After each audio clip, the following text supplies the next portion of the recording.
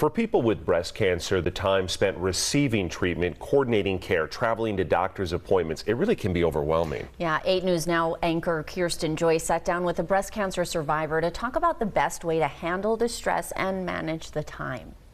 Monica Ellis was diagnosed with HER2-positive breast cancer 3 weeks before her 40th birthday, one of the most aggressive types of breast cancer. I had a mastectomy and then I received my chemotherapy plus HER2 target therapy via an infusion on my chest. Every 21 days, she spent 6 to 8 hours in the hospital receiving IV infusions. For me, the treatments, they were really long and tired.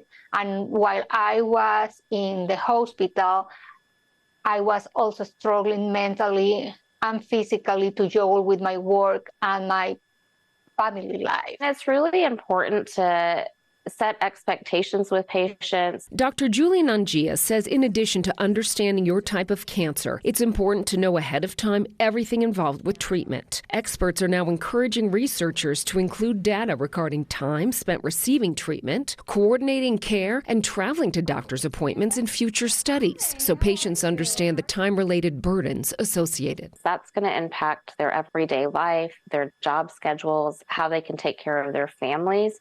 And so we really need to bring that into the conversation early on. Monica started a new treatment that would reduce her time considerably in the hospital every month, an injection called Phesgo, which gave her more time with family and to continue with her career.